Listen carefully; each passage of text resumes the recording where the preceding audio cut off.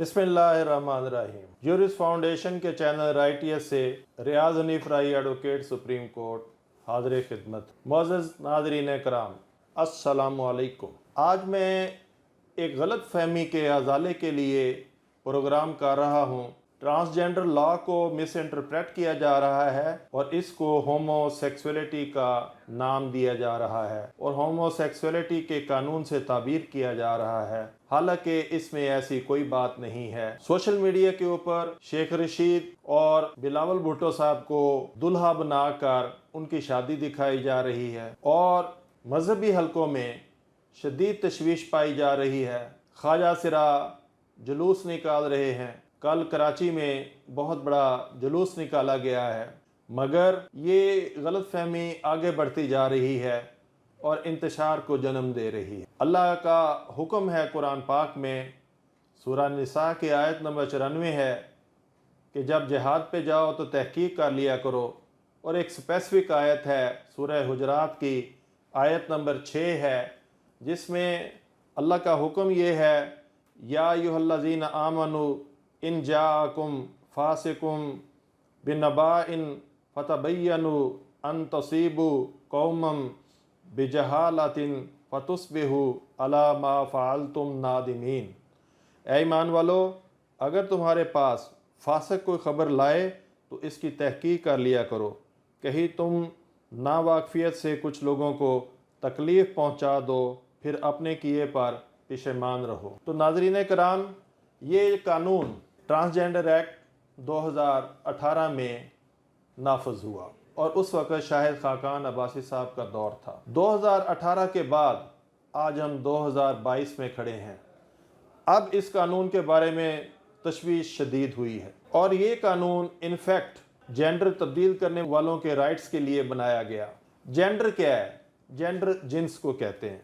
Transgender का मतलब ये है कि पैदाइश के बाद किसी इंसान ने अपनी जिन्स तब्दील कर ली। जिन्स 5 अक़साम की हैं। मर्द और औरत बहुत कामन है।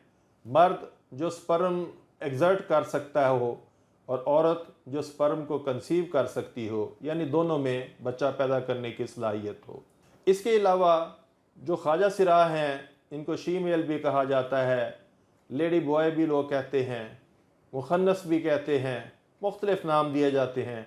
इनकी 3 किस्में, एक को जनाना कहते हैं, दूसरी को खुसरा कहते हैं, तीसरी को खुसरी कहते हैं। जनाना में मेल स्पर्म सेक्रेट करने की कैपेबिलिटी नहीं होती, यानी वो बच्चा पैदा करने की कैपेबिलिटी नहीं रखता। और जो खुसरा है उसमें पेशाब करने का एक आला होता है मामूली सा, और जो खुसरी है उसमें फीमेल आर्गन ज़रूर होता है लेकिन वो स्पर्म कंसीव नहीं कर सकती। बहरहाल ये तीनों किस्में ये इंसान को जन्म देने की सलाहियत नहीं रखती और बाज़ औक़ात पैदाइश के बाद नस्ल तब्दील हो सकती है। अब ये ख़ास तौर पे खुसरी की वजह से माशरे में बहुत ज़्यादा धोखे पाए जाते हैं।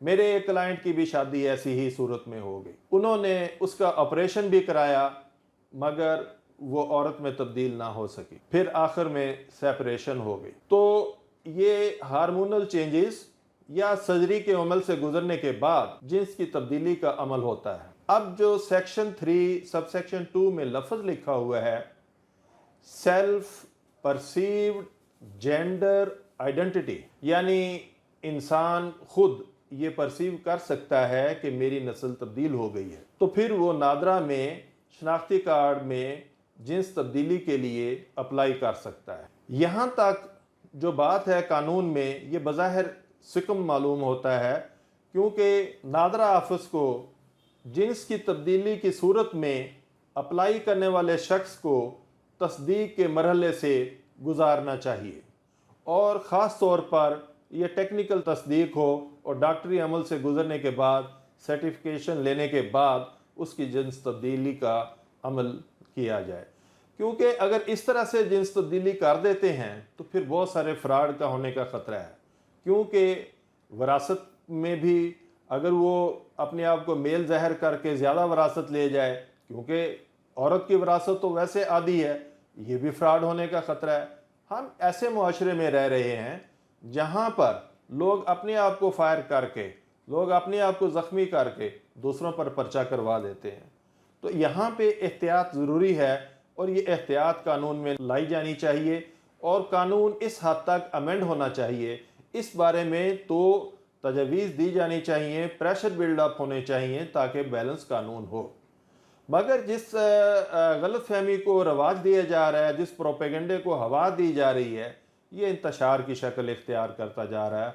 इससे हमारे माशरे में तज़ब्ज़ुब ज़्यादा बढ़ गया है। हम पहले ही बहुत सारे मसाइल का शिकार हैं, हम एक खामखा के मसले को दावत दे रहे हैं। तो मेरी ये गुजारिश है कि इस वीडियो को ज़्यादा से ज़्यादा शेयर करें ताकि आगाही आए लोगों में शऊर आए कि इसमें होमोसेक्सुअलिटी का नाम की कोई बात नहीं है, इसको गलत पहनावा दिया जा रहा है। और अपने मेज़बान रियाज हनीफ राई एडवोकेट सुप्रीम कोर्ट को इजाज़त दीजिए। अल्लाह हाफ़िज़।